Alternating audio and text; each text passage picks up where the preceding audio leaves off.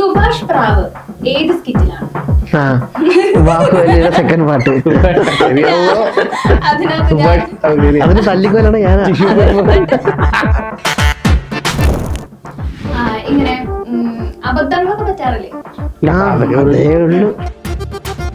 പിന്നെ മുന്നോട്ട് ഞങ്ങൾ മറ്റേ വാസ്റ്റിംഗ് കാണുമ്പോ വൺമാൻ ഷോയിലെ ഇതുപോലെ പറയണത്.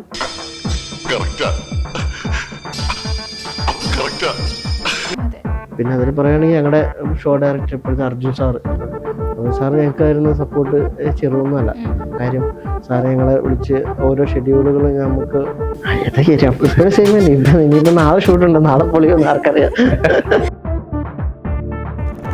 എനിക്ക് എല്ലാവരും മുമ്പിൽ നിന്ന് കാണുമ്പോൾ ചളുപ്പാ. സിൽവർ അടിക്കുന്നു, നമ്മളെ സംബന്ധിച്ച് നമുക്ക് ഒരുപാട് സന്തോഷമാണ്. അവർ നമ്മളെ അവർക്ക് അടിക്കുന്നതാണ് നമുക്ക് സന്തോഷം. അവരെ മറ്റുള്ളവർ തിരക്കുക പറയുക, അത് ഈ ഷോയിലൂടെ അല്ലേ.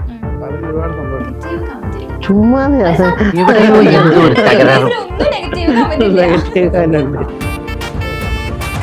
കമന്റ്, പോസിറ്റീവ് കമന്റ് വരുമ്പോഴും ഞാൻ അങ്ങനെ കമന്റ് നോക്കാറില്ല. ചിലപ്പോ എന്തെങ്കിലും നമ്മളെ വിഷമിപ്പിക്കുന്നുണ്ടായാൽ പിന്നെ ഞാൻ അത് ചിന്തിച്ചിരിക്കും.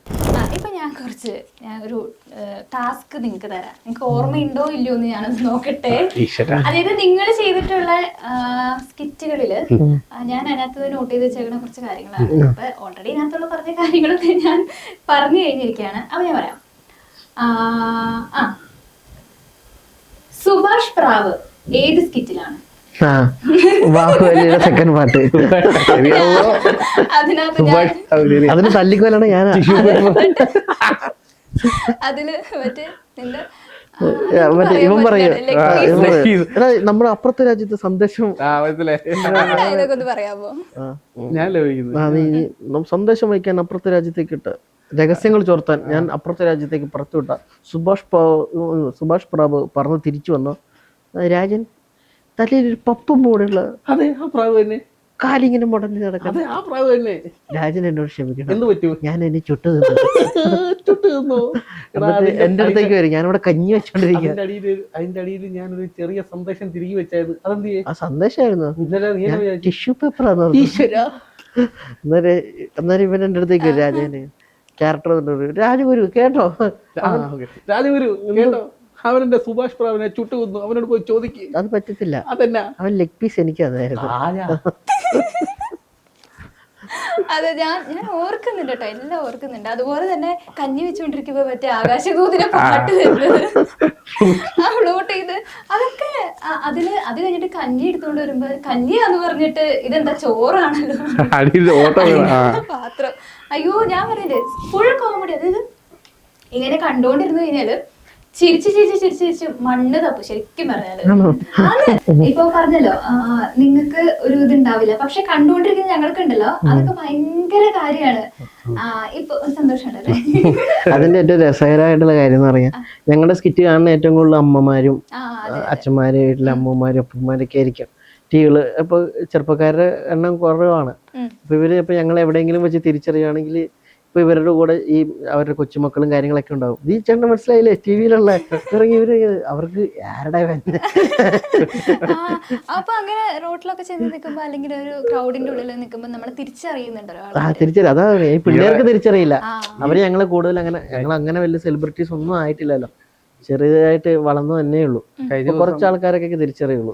അപ്പൊ അങ്ങനത്തെ ഒരു ഇത് ഇവർക്ക് തിരിച്ചറിയാതിരിക്കുമ്പോൾ ഞങ്ങൾക്ക് മനസ്സിലാവും, അവർക്ക് മനസ്സിലായിരുന്നു. നൈസായിട്ട് ഞങ്ങൾ ഊരി പോരും.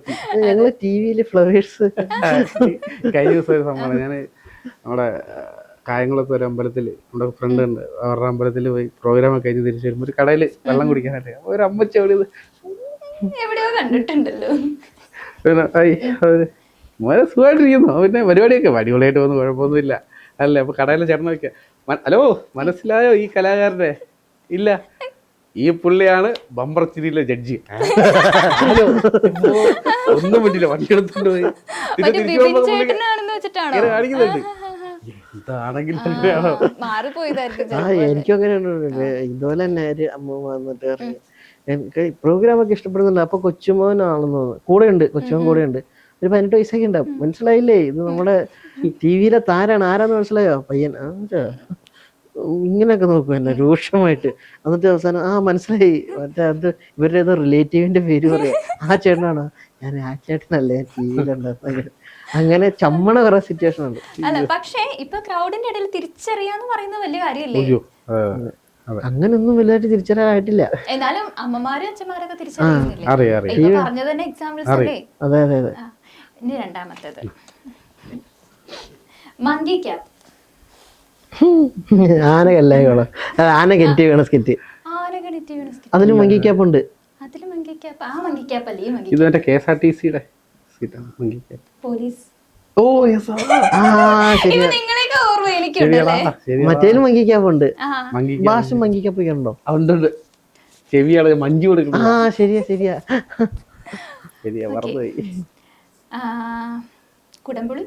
അത് ആശ്വാസം നമ്മള് നേരത്തെ പറഞ്ഞല്ലോ. ഓക്കെ, ഇപ്പൊ ഈ പ്രോഗ്രാമിൽ കയറി കഴിയുമ്പോ, സ്റ്റേജിൽ കയറി കഴിയുമ്പോ ഇങ്ങനെ അബദ്ധങ്ങളൊക്കെ പറ്റാറില്ലേ?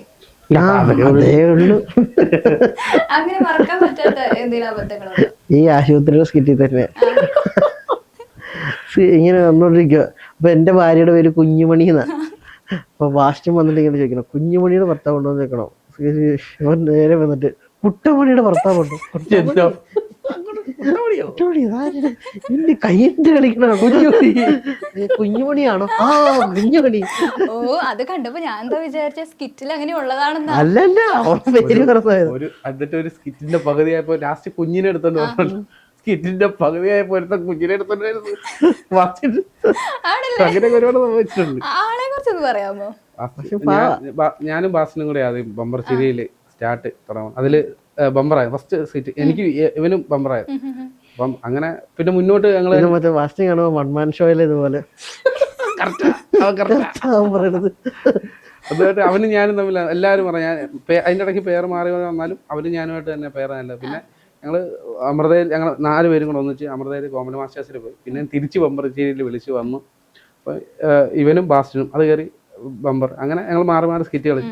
വീണ്ടും ഞാനും ബാസിനുമായിട്ട് വന്ന് അത് ബമ്പർ അടിച്ച് പിന്നെ കണ്ടിന്യൂ ആയി. അവനെ മൊത്തത്തിൽ പറ്റി പറയുകയാണെങ്കിൽ അവൻ ആളൊരു പാവ, നല്ലൊരു മനുഷ്യനാണ്, നല്ല കൂട്ടുകാരനാണ്. നല്ല കൂട്ടുകാരനാണ്. ഇപ്പൊ അവിടെ എത്തിയിട്ടുള്ള കുറെ സൗഹൃദങ്ങൾ ഉണ്ടായിരിക്കുമല്ലോ ഇപ്പൊ ഫ്രണ്ട്സ്. അപ്പോ അവരെ പറ്റി ഒന്ന് പറയാമോ? എല്ലാവരും ഇപ്പൊ ഞങ്ങള് പുതിയ ആൾക്കാരാ. അവിടെ ഉള്ളവരൊക്കെ ഈ പറയുന്ന വർഷങ്ങളുടെ എക്സ്പീരിയൻസ് ഉള്ളവരൊക്കെ. പക്ഷെ അവര് നമ്മളെ ട്രീറ്റ് ചെയ്യുന്നതൊക്കെ എന്താ പറയാ, അവരുടെ വീട്ടിലുള്ള ആൾക്കാരായിട്ടും നല്ല സുഹൃത്തുക്കളൊക്കെ ആയിട്ട്. അപ്പോൾ നല്ല സന്തോഷം. ഇപ്പൊ ബമ്പർ ഷീറ്റിലാട്ടെ ഐറ്റം വേറെ ആട്ടെ ഞങ്ങൾ വന്നടക്കുകയാണ്. പുതിയ ആൾക്കാരെന്നുള്ള ചിന്തയല്ല, എല്ലാം നല്ല നമ്മുടെ കൂടുതലുള്ള ആൾക്കാരുണ്ട്. ഇപ്പൊ നേരത്തെ പറഞ്ഞല്ലോ ടിവിയിലൊക്കെ കോമഡി സ്റ്റാർസ് ഒക്കെ കാണാൻ വേണ്ടി വന്നിരുന്ന ഒരു ടൈം ഉണ്ടായിരുന്നു. അപ്പൊ ആ ഒരു നിമിഷം നിങ്ങൾ ഓർത്തിട്ടുണ്ടായിരുന്നോ, ഞങ്ങളെ കാണാനും ഇതേപോലെ ആൾക്കാർ ടിവിയുടെ മുമ്പിൽ വന്നിരിക്കും, അല്ലെങ്കിൽ എന്തെങ്കിലും ഇതുപോലത്തെ ഷോകൾക്കും കേൾക്കാൻ സാധിക്കുമല്ലോ? അപ്പൊ എന്താ തോന്നുന്നത്? എൻ്റെ അന്നത്തെ ഏറ്റവും വലിയൊരു സ്റ്റേജ് എന്ന് പറഞ്ഞു കഴിഞ്ഞാൽ നമ്മുടെ സ്കൂളിലെ കലോത്സവങ്ങളെ യൂത്ത് ഫെസ്റ്റിവല്, അതാണ് ആ ഒരു സ്റ്റേജ് ആഗ്രഹിച്ചിട്ടുള്ളൂ.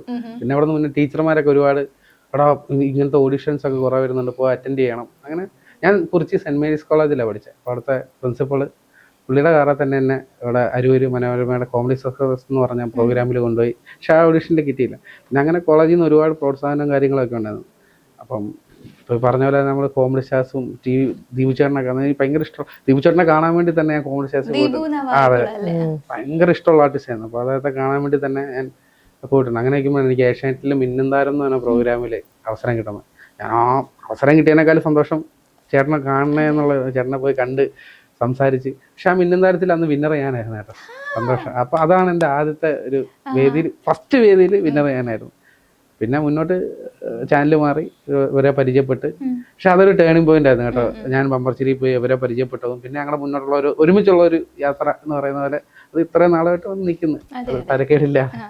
ചേട്ടനെ കുറിച്ച് പറയുകയാണെങ്കിലോ, ഞാനും ഇപ്പൊ ഒരു അത്ഭുതം എന്നൊക്കെ പറഞ്ഞാല് ഇപ്പൊ ഇവിടെ നിൽക്കുമ്പോൾ ഒരിക്കലും പ്രതീക്ഷിച്ചല്ല ഇവിടെയൊക്കെ എത്തിപ്പെടാൻ. നമ്മളെല്ലാവരും +2 ഞാൻ കൊമേഴ്സ്, അത് കഴിഞ്ഞിട്ട് ഇങ്ങനെ നോക്കും ബാങ്ക് അക്കൗണ്ട് ഏതാണ് നമുക്ക് പറ്റിയ പരിപാടി എന്നൊക്കെ നോക്കിയിട്ട് അങ്ങനെ നോക്കി കോളേജിലൊക്കെ എടുത്ത് ഏതെങ്കിലും ഒരു നല്ല ജോലിയിൽ കയറണം, കുഴപ്പമില്ലാതെ പോകണം എന്നൊക്കെ പറഞ്ഞിട്ട് ഒന്ന് ചെയ്ത് നോക്കാം. അപ്പം നമ്മുടെ ബമ്പർ ചിരി എന്നൊക്കെ പറഞ്ഞാൽ സാധാരണക്കാരായ നമ്മളെപ്പോലുള്ള ഒരുപാട് ആളുകൾക്ക് അവസരം തരുന്ന ഒരു വേദിയാണല്ലോ. അപ്പോൾ അവിടെ ചെന്ന് ഒന്ന് ചെയ്ത് നോക്കാം എന്നിട്ട് പോരാന്നൊക്കെ പറഞ്ഞ് പോയതാ. അവിടെ നിന്ന് പിന്നെ ഇവിടം വരെ എത്തി. പിന്നെ ഐറ്റം വേറെ എന്നുള്ള ഷോയിലെത്തി. അപ്പോൾ അവിടെ ഇത് വലിയ വലിയ ആൾക്കാരുടെ കൂടെ നിൽക്കാൻ പറ്റുമോ? അപ്പോൾ ടി വി ഒക്കെ നോക്കുമ്പോൾ ഞങ്ങളുടെ അമ്മയൊക്കെ നോക്കിയിട്ട് എന്തായാലേ ആരും പ്രതീക്ഷയാണ് ആ നമ്മളെ പ്ലാൻ ചെയ്തതൊന്നുമല്ല, ഞാൻ വക്കീലാകാൻ വേണ്ടിയുള്ള പരിപാടിയൊക്കെ നോക്കിയായിരുന്നു. എന്ത് തോന്നുന്നു ലൈഫിൽ നന്നായി എടുത്തൊരു തീരുമാനങ്ങളിൽ ഒന്നായിട്ട് തോന്നുന്നില്ല ഇപ്പൊ? ഇത് പ്ലാൻ ചെയ്തെടുത്തൊരു തീരുമാനമല്ല, ഇങ്ങനെ സാഹചര്യങ്ങളിലൂടെ വന്ന. പിന്നെ ഇവിടെ നമുക്ക് പിടിച്ചു നിൽക്കാൻ വേണ്ടിയിട്ട് ഇവിടെ വന്നു കഴിഞ്ഞ് കുറച്ചധികം എന്താ പറയുക നന്നായിട്ട് കഷ്ടപ്പെടുകയും കാര്യങ്ങളൊക്കെ ചെയ്തിട്ടുണ്ട്. അല്ലാതെ ഇതിനൊരു ഇങ്ങനെ ആവണം എന്നൊന്നും ഒന്നും പ്ലാനിങ് ഇല്ലായിരുന്നു, പ്ലാനിങ് ഇല്ലാതെ വന്നേ. പിന്നെ അതിൽ പറയുകയാണെങ്കിൽ ഞങ്ങളുടെ ഷോ ഡയറക്ടർ ഇപ്പോഴത്തെ അർജുൻ സാറ് ഞങ്ങൾക്കായിരുന്നു സപ്പോർട്ട് ചെറുതൊന്നുമല്ല. കാര്യം സാറ് ഞങ്ങളെ വിളിച്ച് ഓരോ ഷെഡ്യൂളുകളും നമുക്ക് സ്കിറ്റ് ചെയ്യാൻ അവസരം തരിക. കാര്യം സാറാണ് സത്യം പറഞ്ഞ ഇപ്പൊ ഇവിടെ ഞങ്ങൾ ഇരിക്കാൻ തന്നെ. തീർച്ചയായിട്ടും ഐറ്റം പറയുന്ന ഷോയും അർജുൻ സാറാണ് ഈ ഒരു പ്രോഗ്രാം നമ്മൾ വിളിക്കാൻ കാര്യം. കാരണം നമ്മൾ ഓരോ പ്രോഗ്രാം തെറ്റുമ്പോഴും നമുക്ക് സപ്പോർട്ട് തരും, അത് അടുത്തത് ശരിയാക്കണം ഇങ്ങനെ.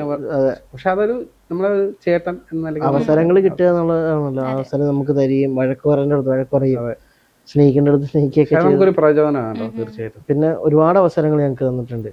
ഞങ്ങളിപ്പോ ഈ പറഞ്ഞ കുറേ മോശം സ്കിറ്റുകൾ ഫ്ലവേഴ്സിൽ ഒരിടയ്ക്ക് മോശം സ്കിറ്റ് കൊടുത്തോണ്ടിരുന്ന ഞങ്ങളാ. അങ്ങനെയൊക്കെ ഇതായിട്ടും അമ്മമാരെ വിളിക്കുക, അമ്മമാരോട് സ്കിറ്റ് ചെയ്യാൻ പറ, അമ്മമാർ ഉഴപ്പല്ല എന്നൊക്കെ പറഞ്ഞ് ഇവിടെ ഇരിക്കാൻ കാര്യം അർജുൻ സാറാ. അതെ, ഇപ്പൊ പറഞ്ഞല്ലോ കൊറേ മോശമായിട്ടുള്ള സ്കിറ്റുകൾ. അത് മോശമെന്നല്ല, അതായത് ബമ്പർ അടിക്കാൻ പറ്റാതെ പോയ സ്കിറ്റുകൾ, നിങ്ങൾക്ക് പൊളിഞ്ഞു തോന്നിയ സ്കിറ്റുകൾ. അപ്പോ അതും ആ ഒരു സമയത്തുണ്ടായിരുന്ന മാനസികാവസ്ഥയിൽ ഇപ്പോ നിങ്ങളുടെ ഉള്ളിലുള്ള ആ ഒരു മാനസികാവസ്ഥ എന്തായിരിക്കും? ഇനിയിപ്പോ നാളെ ഷൂട്ടുണ്ട്, നാളെ പൊളിയൊന്നും ആർക്കറിയാം. ഇപ്പൊ അത് അങ്ങനെ ഇപ്പൊ ഒരു സിൽവർ അടിച്ചെന്ന് പറഞ്ഞാലും നമുക്ക് അടുത്തതിനും ടെൻഷനാണ്, കാരണം അത് മെയിൻറ്റെയിൻ ചെയ്യണം. അങ്ങനെയുള്ള ടെൻഷൻ ഇപ്പോഴും നമ്മൾ നല്ല സ്കിറ്റ് ഉണ്ടാക്കാൻ വേണ്ടിയാ പോണേ, പിന്നെ എന്താന്നറിയില്ല. മോശം ചെയ്യണം എന്ന് വിചാരിച്ചല്ല പോകുന്നത്. പക്ഷെ അവിടെ ചില ദിവസങ്ങൾ നമ്മുടെ നമുക്ക് ഇഷ്ടപ്പെടുന്ന കോമഡി ചിലപ്പോ എല്ലാവർക്കും തീർച്ചയായിട്ടും. ഇപ്പൊ നേരത്തെ പറഞ്ഞല്ലോ, നമ്മള് ബെമ്പർ അടിക്കും പറഞ്ഞു പോകുന്ന സ്കിറ്റുകളായിരിക്കും, പക്ഷെ അത് കിട്ടാതെ സാഹചര്യങ്ങൾ അങ്ങനെയാണ് കൂടുതൽ ഉണ്ടായിട്ടുള്ളത്. ഇപ്പൊ പറയുകയാണെങ്കിൽ സപ്പോർട്ട്, ഫാമിലി സപ്പോർട്ട് എന്ന് പറയുന്നത് വലിയൊരു ഘടകം തന്നെയാണ്. എങ്ങനെയാണ് ഫാമിലി സപ്പോർട്ട്? ഫാമിലി സപ്പോർട്ട് എന്ന് പറഞ്ഞാൽ നല്ല രീതിയിലാണ്. ഞങ്ങളുടെ വല്യമ്മയാണ് എന്നെ ഏറ്റവും കൂടുതൽ സപ്പോർട്ട് ചെയ്യുന്നത് ഈ ഒരു കാര്യത്തിൽ. ഈ എവിടെ പോകാനാണെങ്കിലും പുള്ളിക്കാരി മുന്നേറ്റ് ഇങ്ങനെ പോകണം, ഞാൻ മടിച്ചിരുന്നാലും എന്നെ തലവിടും. പിന്നെ പോകെ അമ്മയും അച്ഛൻ ഇതിനെപ്പറ്റി ഒന്നും അത്ര വിടുതല്ല. പിന്നെ ടി വിയിൽ തന്നെ കണ്ട് വെളിയിറങ്ങുമ്പോൾ പുള്ളിക്ക് തന്നെ ഒരു അഭിമാനം, അവൻ്റെ പരിപാടി അടിപൊളിയായതാണ്, പുള്ളി വീട്ടിൽ വന്ന് പറയും. പിന്നെ പുള്ളിയും സപ്പോർട്ട് ചെയ്യാൻ തുടങ്ങി. പിന്നെ അതുപോലെ തന്നെ അനിയനുണ്ട് എനിക്ക്, അനിയൻ സൗദിയിലായിരുന്നു. അവിടെ ഒരുപാട് പേര് മലയാളി ഫ്രണ്ട്സ് എല്ലാം വന്ന് സംസാരിക്കും. അവൻ എൻ്റെ ചേട്ടനാന്ന് പറയുമ്പോൾ ഒരുപാട് സന്തോഷമാണ്. അവൻ എന്നോട് പറയുമ്പോൾ എനിക്കൊരു സന്തോഷം. പിന്നെ അവനും കൂടെ ഇപ്പം നാട്ടുകാർ മുഴുവൻ എല്ലാം വെളിയിറങ്ങുമ്പോഴാണ് ഇറങ്ങി പോകണം. ഓരോ പ്രോഗ്രാം വരുമ്പോൾ എനിക്ക് ഇൻസ്റ്റയിലും വാട്സപ്പിലൊക്കെ അയച്ചു തരാം, ഓഡീഷൻ ഉണ്ട്, ഇതിന് പോകണം. അപ്പോൾ നാടും നാട്ടുകാരും എല്ലാം സപ്പോർട്ടാണ്. വന്നിട്ടുണ്ട്. അച്ഛനും അമ്മയും അനിയനും ഒക്കെ വന്ന് അവരെ ഒന്നിച്ച് കൊണ്ടുവരാൻ 2 തവണ കൊണ്ടുവന്നിട്ടുണ്ട്. എന്റെ ഫാമിലി നന്നായി. ഞാൻ 20 അടിച്ചത് കുഴപ്പമില്ല, 25.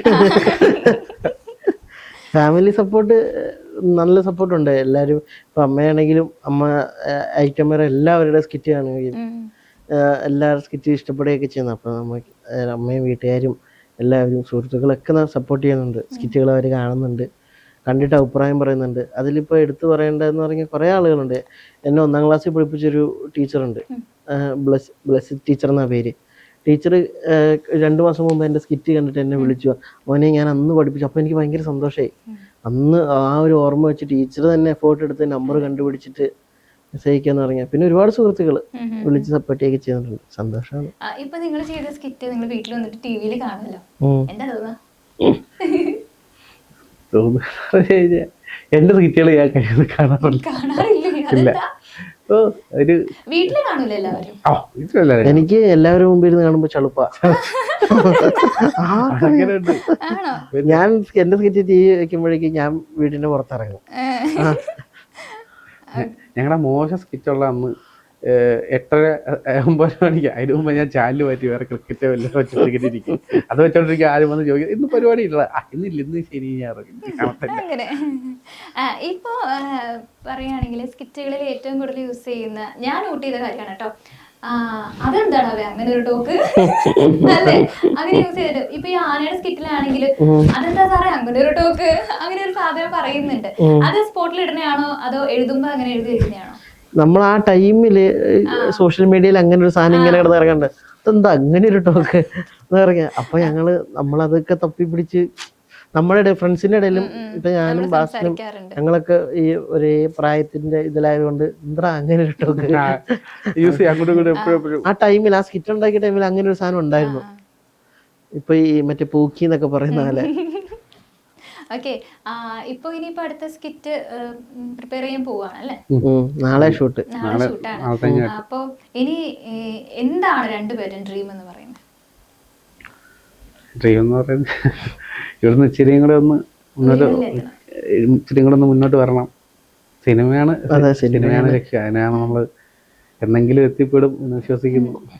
ഇപ്പൊ ഈ പറയുന്ന മാതിരി റീൽസും കാര്യങ്ങളൊക്കെ ഉള്ളത് കൊണ്ട് ഇപ്പോ ആർട്ടിസ്റ്റുകൾക്ക് ഭയങ്കരമായിട്ട് അല്ലെങ്കിൽ സാധാരണക്കാരായിട്ടുള്ള ഇപ്പൊ സിനിമയിലൊന്നും കയറാൻ പറ്റാതെ നടക്കുന്ന ഒത്തിരി പേര് ഈ റീൽസിലൂടെ ഇപ്പൊ നമ്മൾ കാണാറുണ്ട്. ഒരു റീൽസിൽ പടം പിടിച്ചു വെച്ചേക്കാണോ എന്നൊക്കെ കമന്റുകൾ കാണാറുണ്ട്.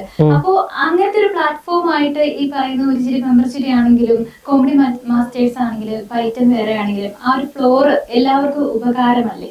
തീർച്ചയായിട്ടും.